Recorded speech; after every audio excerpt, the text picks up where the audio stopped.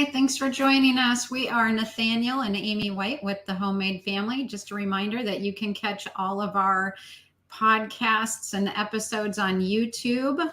Search the Homemade Family, Nathaniel and Amy White, or on our website, www.thehomemadefamily.com, or anywhere and anywhere podcasts are found. Just search for Insight Now, the Homemade Family. And we are excited to be talking about chores today. Woohoo! Woo! We'll jump in here in just a second, but I do want to invite you to feel free to put in some notes or comments, questions. Just join with us as we travel down this road. So I had made a couple of Instagram posts and Facebook posts about having my children do chores, and I was surprised by the incredibly strong reactions that those posts received. Some people were saying that we were abusing our children, that this is violating child labor laws, and things like that. And even just friends who are like violently opposed to having kids do chores, which was a complete surprise to me because, you always just think that people are the way that you are, or that they think the way that you think. And that is not the case, especially in the area of chores. So I did say this was a hot topic because apparently people feel very passionately about it, including us. And so I began to put together notes about why we do chores in our family and the incredible value that they bring. So if you are against chores, please listen in with us because I think that it might give you a new perspective. And if you already are like, yes, we do chores, just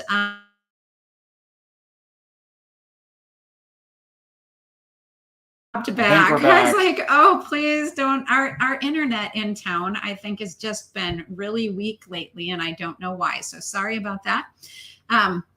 But remembering where I was, if you are totally for chores, hopefully you guys can learn a few more things along the way. And I had 9 points. And as Nathaniel and I began to put things on paper, we got through point number 1 today.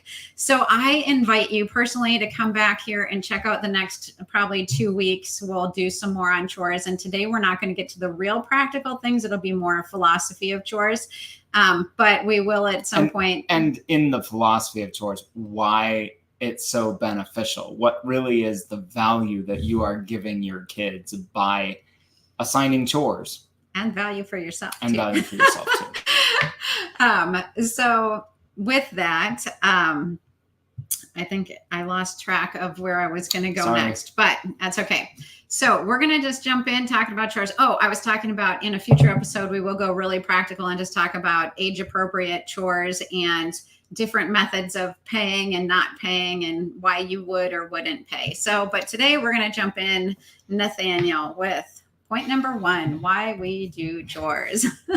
Why my kids do chores. Yeah. I do chores too, but my kids. Right. Obviously we do chores too. So Amy tells this kind of funny story about, she always thought that her parents, growing up, she always thought her parents had kids so that they would do all the work at home. I thought the reason my parents had me was to make me clean the house for them. And I think that that's kind of a common perception for us as kids. If you grew up doing chores, you're like, why do I have to do all the work around this house? And we have just no idea, no perspective for how much work our parents are doing or any of those kinds of things. Or even of the fact that most of the mess around the house is there because we put it there.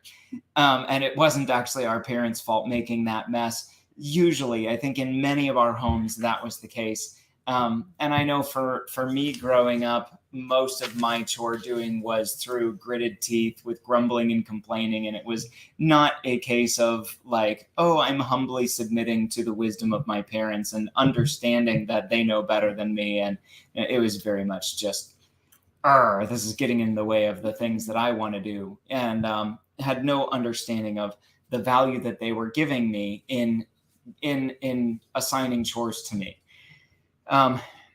But we're just gonna, I think, just jump really right in. I guess I'm trying to find a way to kind of ease into point number 1, but really the bottom line is one of the very first and most important things that we give our kids and teaching our kids by giving them chores is just simply personal responsibility.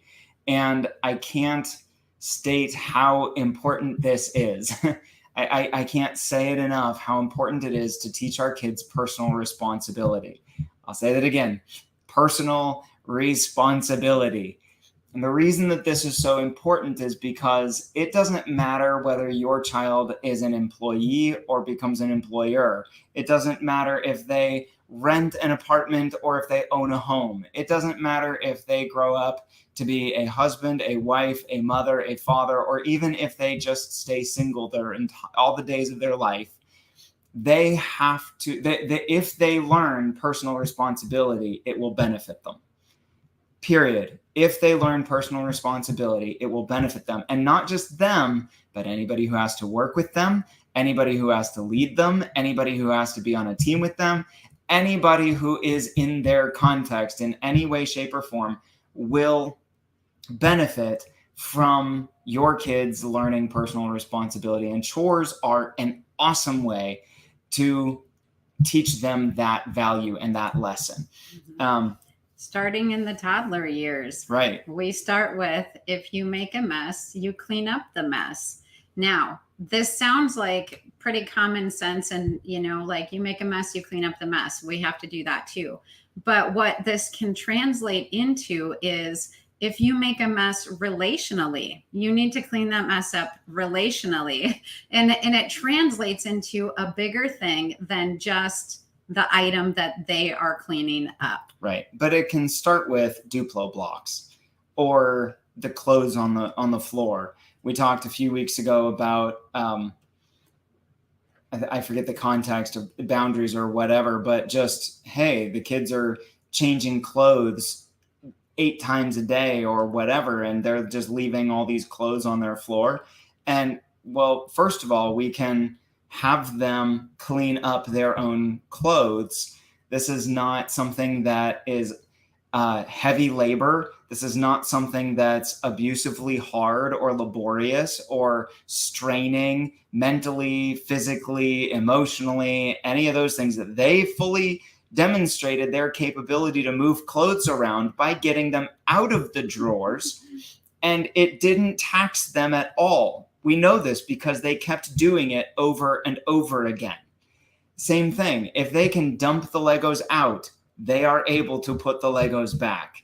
This is not physically taxing to them. This is not complicated. This is not mentally stressful. You are not abusing your children by having them undo what they did. Right?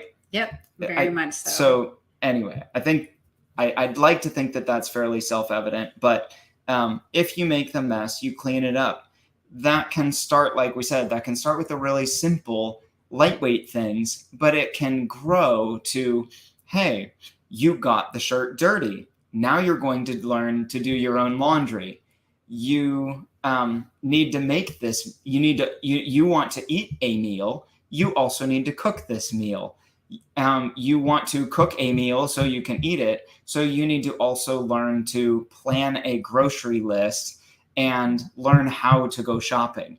All of these things, it can scale up into adult-sized responsibilities, but it can start with these little micro lessons that are age appropriate, and then it can keep growing from there.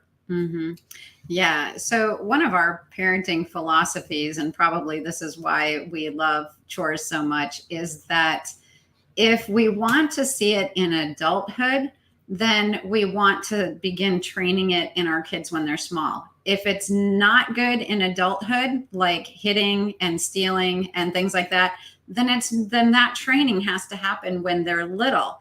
And so learning that we have responsibility, that if we make a mess, we clean up the mess, that actually starts when they're very young, so that when they are adults, it just comes natural to them. And again, I want to go back to this other point where doing a physical act of cleaning up your mess is one thing. But then we train this in our kids too, that when they make an emotional mess, they need to clean that up as well. When you make a relational mess with a sibling, breaking trust or hurting them or something else, then we go back and clean up that mess in the same way that if we dump the Legos all over, we need to clean up that mess too. Like we just make sure that we're cleaning up the messes that we make in our lives. And we talked about this fairly extensively in our couple of week series on training versus raising, which this does connect to. But how part of training our kids starts with training ourselves. And this is a great place for us to demonstrate that as we make messes, because none of us are perfect parents, we're going to make messes in our kids' lives. Just demonstrate what this looks like. You go to your kids, you say, hey, I'm really sorry. I shouldn't have handled that the way that I did. That wasn't okay for me to do. Please forgive me. And man, those apologies and that humility, you'll be amazed to watch the life that it brings into your kids' lives and into your relationship with them. And then once you demonstrate that, it's a lot easier to call them to do the same thing that you're also doing. Mm-hmm. So these are just some of the basic, we're going through just some basic levels of personal responsibility. First, like if you make the mess, you clean it up. But also, what about if this belongs to you, you take good care of it? Man, I remember we got these really amazing books that I was so excited to read to our kids, and they were over the heads. They were beyond the level of where our kids were at when they were little. And one day I'd left one of these kids on my desk, which happened to be one of these books on the desk. I left one of these books on my desk, which happened to be in the same bedroom as our daughter's crib when she was just like little kid. And I was very saddened and disappointed to go into her room later on after her nap time to discover that the book had been left within arm's reach of her. And it did not, I think she thankfully did not tear out anything that actually had content. It was just some of like the extra pages, like copyright page or something like that in the very beginning of it. But,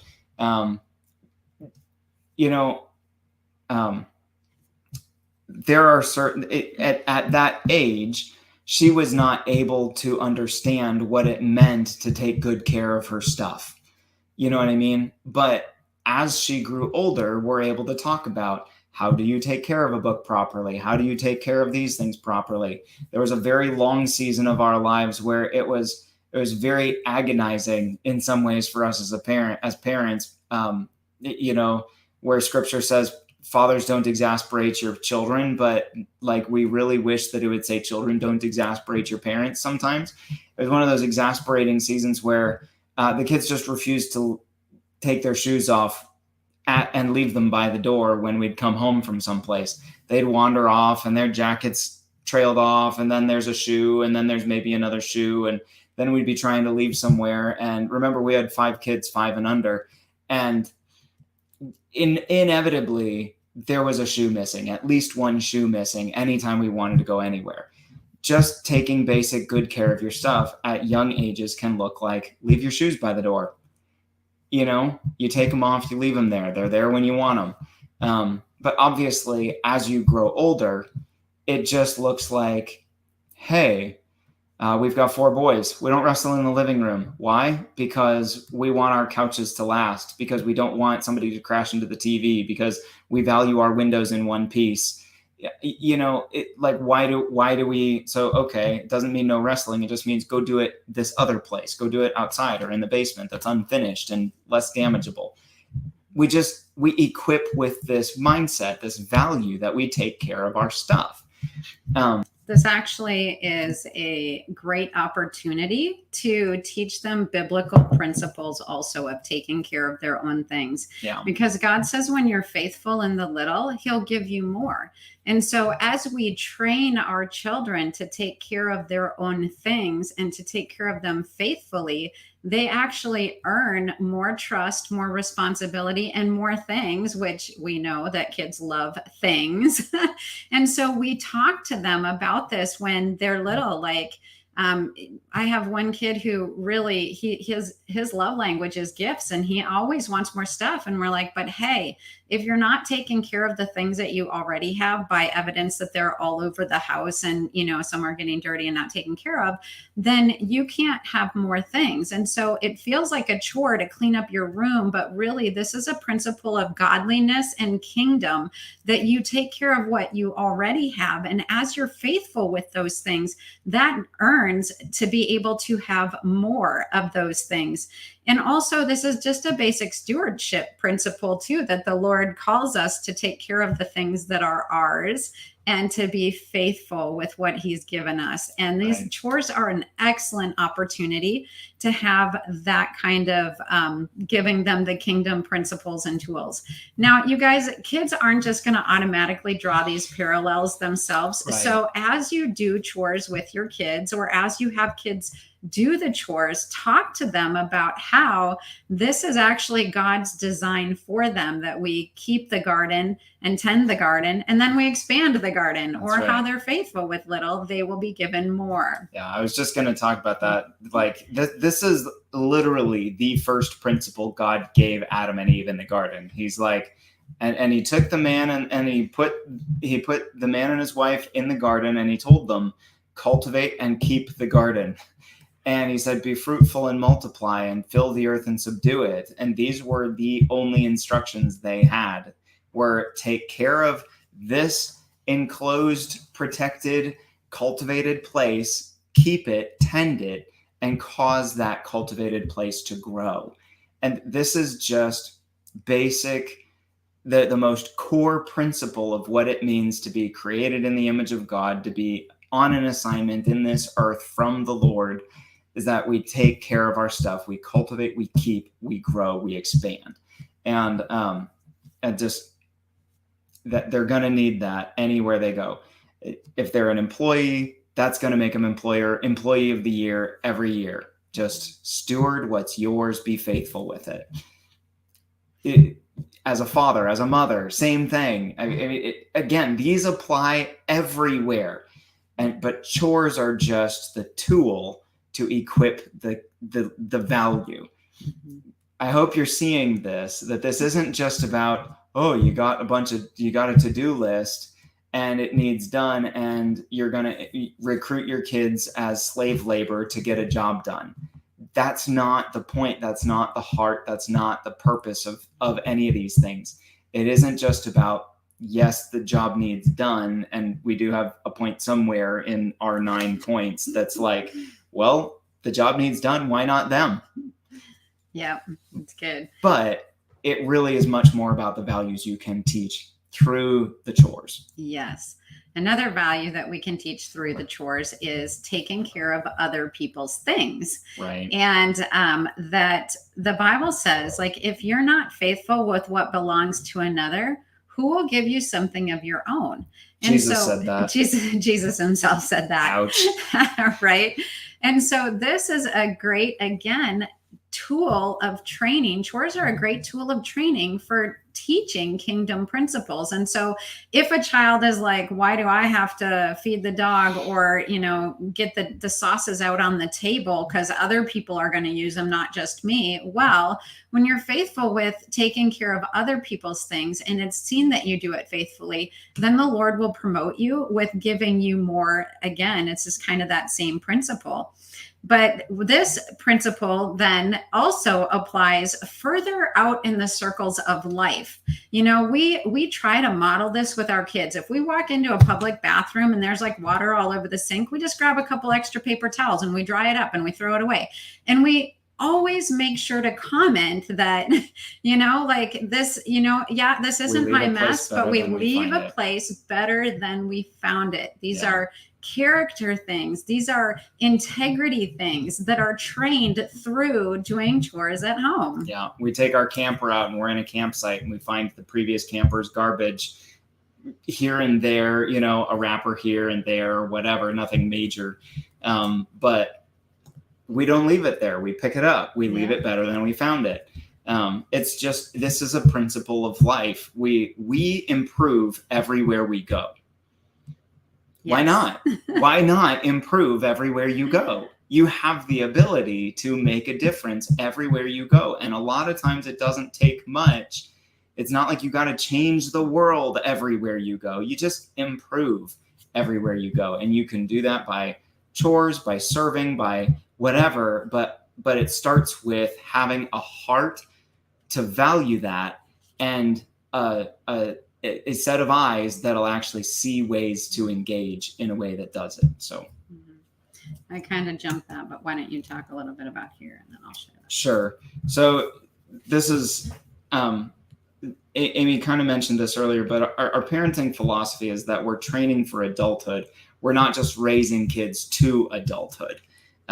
This is review from what we've been saying in past weeks, but I'll keep saying it again to help ingrain it, and for people who maybe didn't hear it before. But we're not just aiming to raise kids to the point of being alive and healthy once they reach adulthood.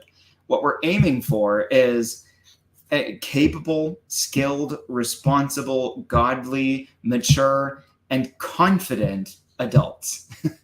and that is going to require a lot more input into their lives. It's not just shepherding things around them and wrapping them in bubble wrap and making sure they stay alive and safe and healthy, but it's going to actually take equipping and training and conversations and those kinds of things. Yeah, and when kids start doing chores at a young age, they learn skills that are valuable for life. In fact, when people were telling me that it was child abuse to require my children to vacuum under the kitchen table where they dropped all the crumbs, or to scrub the toilet, or beside the toilet where the boys had peed over the edge, they made the mess. They should help clean it up, right?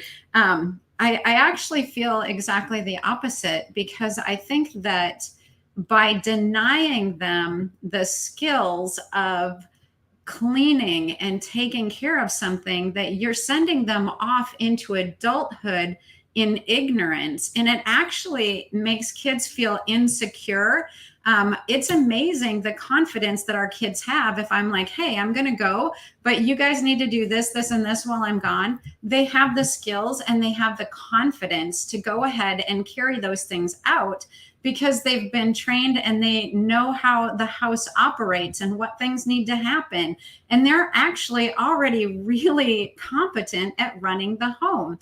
Yeah. We want our kids to be confident when they go out in public places. I have a 13-year-old daughter. She loves to shop with me. And so while we're shopping, I will often have her ring the groceries, put the credit card in, put the passcode in, and then get the receipt and do the bagging, because this creates confidence. And then I can, next time we'd pull up to the store and I'm like, hey, would you run in and just grab one loaf of bread? And she grabs the card and she can go do that, because she's now confident and has the skills, where her little bit older brother rarely goes shopping with me. He has a little bit different personality. And so if I ask the same of him, he's like, I don't know if I can handle that. And I'm like, you can't buy a loaf of bread yet? You know, that's on me that I haven't trained and given him the skills, because in a few years, he's going to actually have to know how to pump and pay for the gas. And he's going to have to know how to, get things on the way home for mom when he's a driver, in just 2 years. And so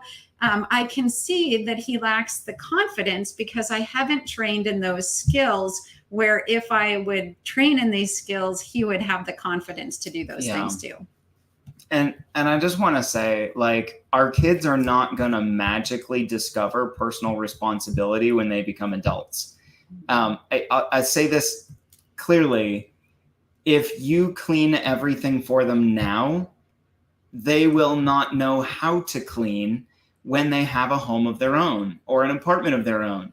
And when you go over to visit them, do not be surprised that it is an absolute mess and a wreck. Why? Because they don't have the knowledge and or the skills to do those jobs.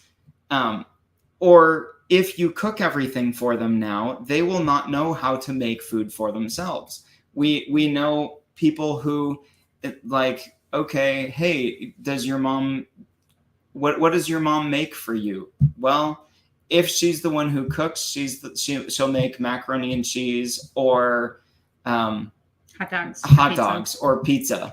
Like, no diss on her. She probably just hasn't probably been just trained. never got trained. Exactly. Like, and I think that that's probably really, really, really common. In fact, I've heard from people who work with folks who live in lower income situations that one of the most practical, beneficial ministries and services to lower income groups of people is just simply, how do you cook a meal? How do you plan a menu? How do you budget for a week's worth of groceries?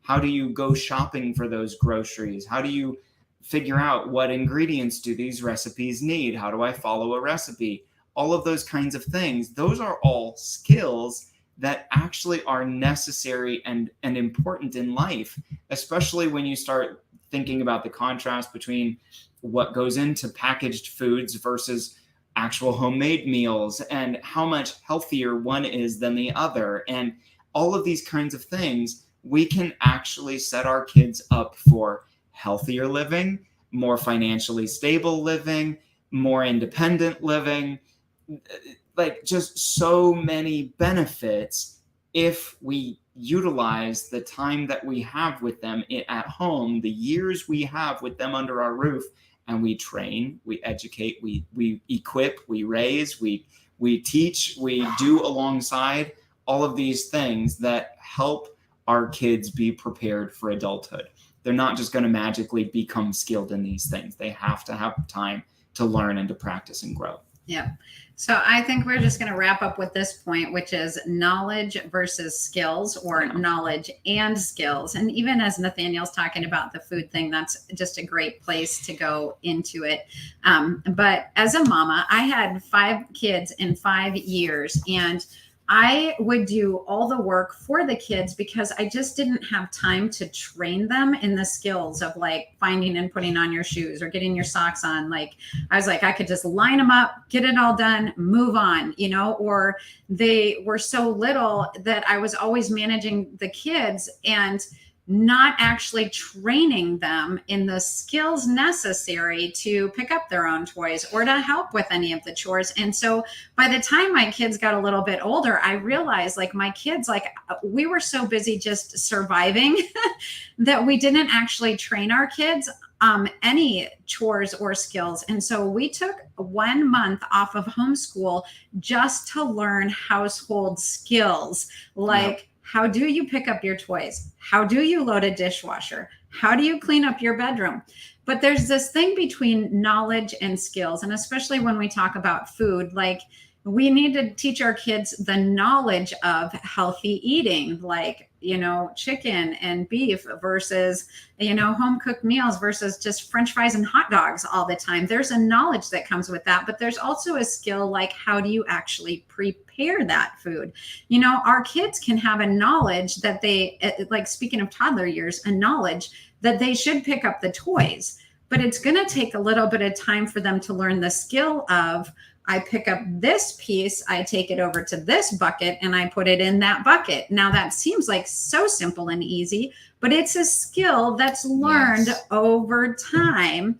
And when kids are little, animals with the animals, I put the trains with the trains, I put the blocks with the blocks. Yeah. And when our kids are little, it can feel like, you know what? I just want to do it myself because I get it done faster. And sometimes I have to clean up after they've cleaned because they just don't do a good enough job of it, which I will admit that I still do, especially in the bathrooms. And Nathaniel's like, call them back and make them do it again. And I'm like, oh, it's just easier if I just do it myself. Like, so I'm guilty of this, but there's a training of skills that when our kids are younger and we're teaching them things for the first time, it's going to take a longer amount of time. And it feels like if I do this, it's wasting time when I could just do it myself and have it done. But I promise you, in the long run, it will save you tons of time to actually invest in teaching the skills while they're younger, so that when they are older, they can just jump in and do the things, and it happens even without you there or without you telling them to have it done. So there's the knowledge, what needs to be done, but there's also the skill, what the actual process of making it happen. And we had written down some notes about making cookies. Like, you can know that with flour, when you bake cookies, that you scoop the flour and you scrape off the top and then you add it to the thing. Like, that's a knowledge, but it's also a skill. It will take kids You don't just a go long poof. time to learn how to scoop and scrape without putting flour everywhere. What was that one time somebody like blew on? Like It was even just trying to powdered like sugar, I something think. was hot and had a bunch of powdered sugar on it, and they blew, and it's just cloud of powdered sugar everywhere. So yes, there's knowledge, and then there's skills, and then there's habits of things like, okay, now I made a mess baking something. What am I going to do? I'm going to clean the kitchen until it's truly clean. And there's a whole different skill set needed for that. There's a different knowledge base needed for that. How do I know that it actually is fully clean? But I'll tell you, just as a closing example of the opportunities and how this adds life to your kids, it doesn't actually take away from them. Our daughter is a sought-after babysitter because of these skills. It isn't just because she went and got Red Cross CPR trained. It wasn't just because she's kind and tender-hearted or those kinds of things. It's because she has skills to bring structure to a home and create stability and safety for the kids. And she can make any meal. She can include them in making a meal. She will leave the home cleaner than the parents left it. She doesn't leave a mess that the parents have to clean up after they get home. We've had babysitters who left messes. We've had babysitters who left the home nicer than they came into it. And you guess which ones get hired for a second job. And so you can set your kids up for blessing, even financially, by simply giving them chores and then having the training and equipping conversations to go along with them. It's a gift you give your kids. It really, really is. So super quick, I'm just going to hit those points again. Why we have our kids do chores. First of all, it teaches responsibility, personal responsibility, and ownership.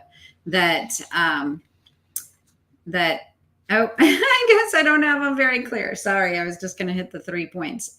You make a mess, you clean it up. If it belongs to you, take good care of it. That's if you're faithful with little, God gives you more. And it also teaches and trains them that when they're faithful with what belongs to someone else, then the Lord repays with things that belong to them. So, yep.